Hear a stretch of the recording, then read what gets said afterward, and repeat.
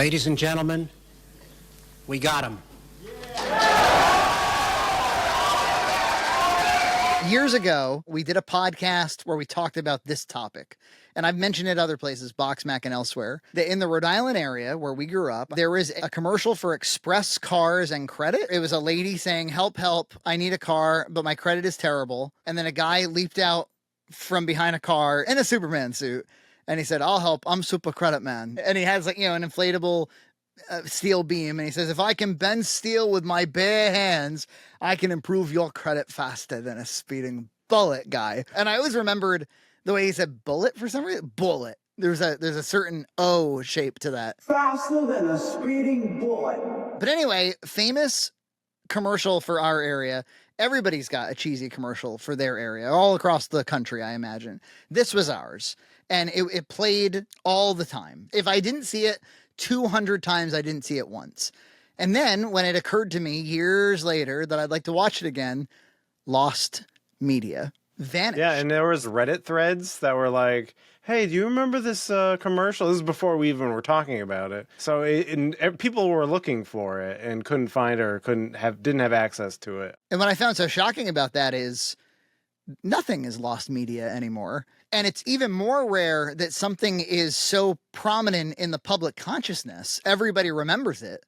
Like, everybody could recite it. You could walk up to a bunch of Rhode Islanders that are of the right age, and they could recite this. Everybody knew this commercial, and it's gone. Not a trace of it. Not even a still frame. There was like a still frame of some other car commercial with a guy dressed as Superman.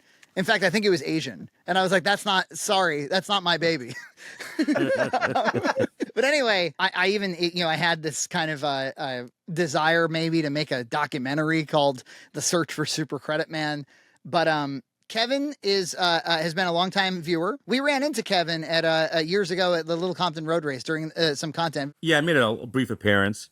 Right, yeah, you're actually like on camera for a second. And so we've been in touch ever since, really. In fact, EJ, you don't know this. That Empire Strikes Back Laserdisc, that was from Kevin.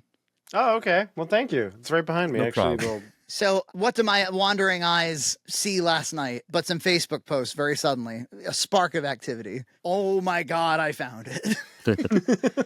Kevin found it. Kevin's a hero. He's a Rhode Island hero. Help! Help! I need a car, but my credit's terrible. Sounds like someone needs help. I can help. I'm Super Credit Man from Express Cars and Credit. I can get you a beautiful late model car regardless of your credit. If I can bend steel with my bare hands, I can improve your credit faster than a speeding bullet. Drive away today. Call now or stop by. We're conveniently located on Elmwood Avenue between Jake Kaplan's and Dunford.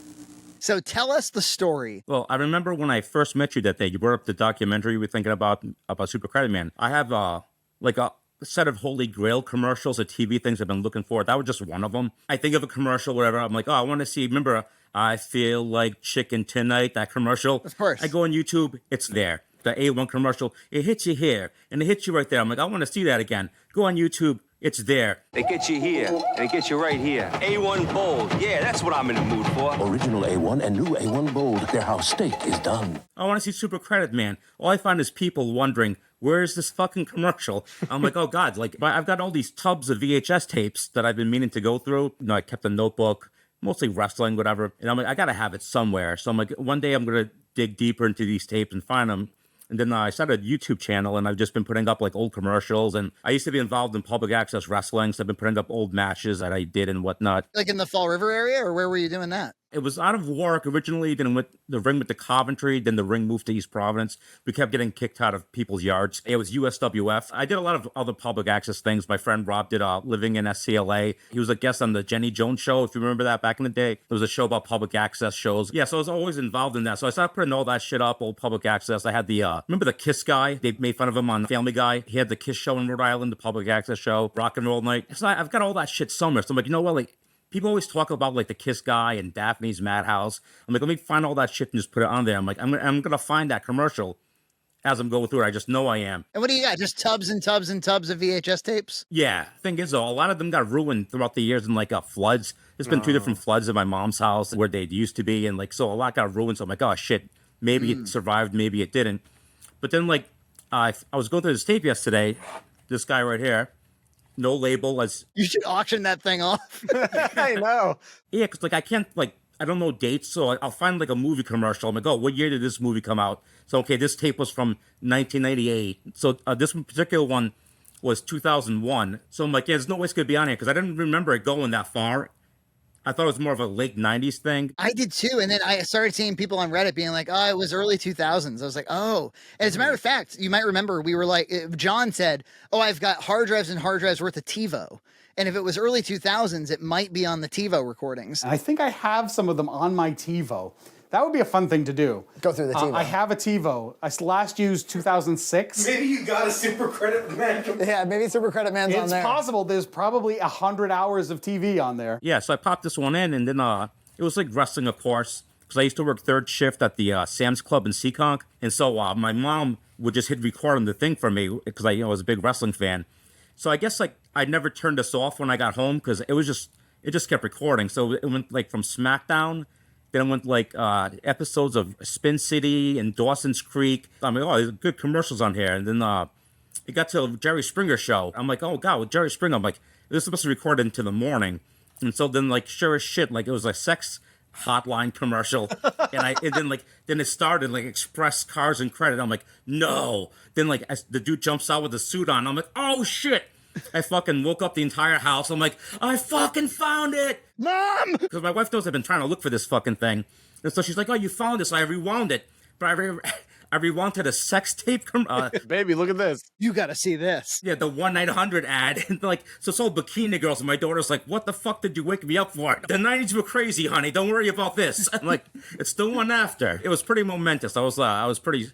I was shaking. I couldn't believe I found it. So that hotline still works, by the way. The hotline still works. I heard, yeah, somebody. By the way, the channel is called Live, Laugh, Love on YouTube. Yes. There's two Live, Laugh, Loves. Mine's the one with the NWO logo. Like LLL, but in the NWO style, right? So when you put it up on YouTube, what made you decide to have just a little tease of the 1-900 sex hotline at the very beginning? Well, yeah, normally when I do, I'm like, I don't care if I miss a millisecond in the beginning. I'm like, whatever, good enough. I didn't want none of it to go missing. So I'm like, you know what? I'm not taking any chances. I want the full credit man to be seen. So I'm like, if they got some bikini girls at the beginning, so be it. I'm not taking any chances. The bikini girls are going in. So we have a Discord. You know, I woke everybody up. They're in all time zones. This is not a drill. Kevin found the commercial. Immediately, I made the joke of like, we got to use Topaz, which is like this AI upscaling software, and, you know, blow it up to 8K or something, like archival quality. Of course, somebody did.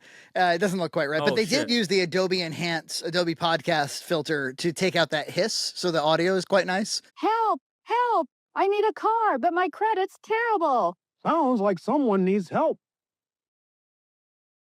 I can help. I'm Super Credit Man from Express Cars and Credit. I was really impressed, actually, by how good like that. Those tapes must have been in like a climate-controlled space or something, because I think that's going to be by far the best copy of Super Credit Man anybody could have ever hoped to find. How'd you capture that, by the way? My wife got me one of these bad boys for Christmas one year because she hates my VHS collection.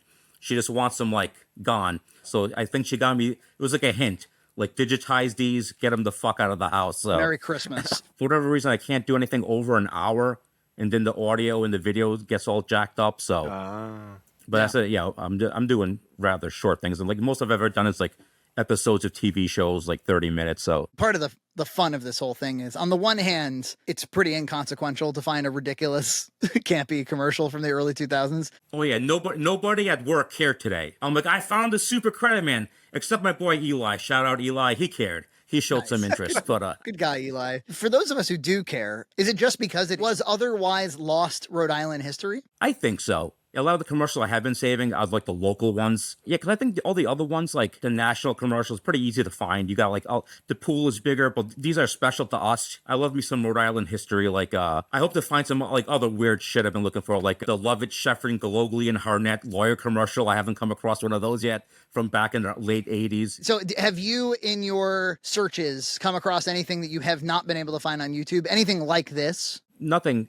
All the other stuff I'm kind of looking for, all my other grails are personal to me. Like, shit me and my brother stuff was funny. There's like a WLVI 56, Who's the Boss promo they had. So it'd be like, oh, this Tuesday and Who's the Boss on 56. And the song would go, ha, ha, ha, na, na. And like Tony Danza would be dancing. That sounds very familiar. I'll be 40 in January. And so WLVI 56 was sitcoms at nighttime. It was kind of like the alternative in a lot of ways to ABC. I remember they had a lineup of cartoons. Dennis the Menace, Inspector Gadget, those come to mind. But yeah, they were it wasn't Fox Kids, it wasn't ABC, it was WLVI 56, which I think became UPN eventually, right? I think so, yeah. Yeah, the affiliates back then were very strange. So here's something people might not realize. They might be going like, Rhode Island, I thought these guys were in Massachusetts. We are, but we are right on the Rhode Island border. We're so close to Rhode Island, and Rhode Island is small. We're almost more Rhode Island than we are Massachusetts, actually. Little Rhodey. Biggest little state in the union.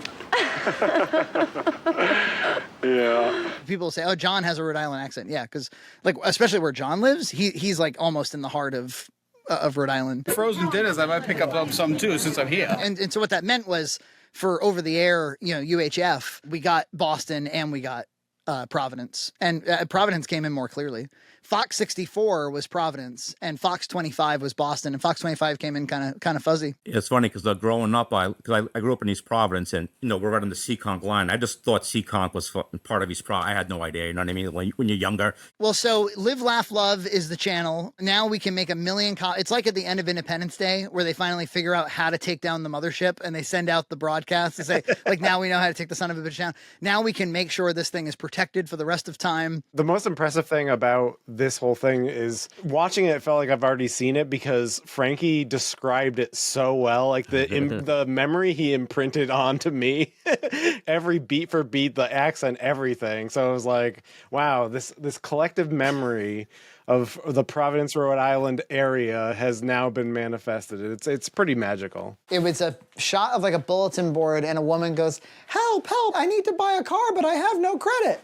And then a guy in a blow-up costume goes, I'll help. I'm Super Credit Man. He had an inflatable bar. It's meant to be like a steel bar, and he goes, if I can bend steel with my bare hands, then I can improve your credit faster than a speeding bullet. I don't know if it's a false memory I have, but wasn't there a second Super Credit Man commercial where he was flying? That could be a Mandela effect, Yeah. Super Credit Man never flew. This is called the Mandela effect, named after Nelson Mandela. Here's my call for the local car dealers, especially those who want to sell cars to people that have no credit. But you get a trench coat, you jump out and reveal that you're Superman.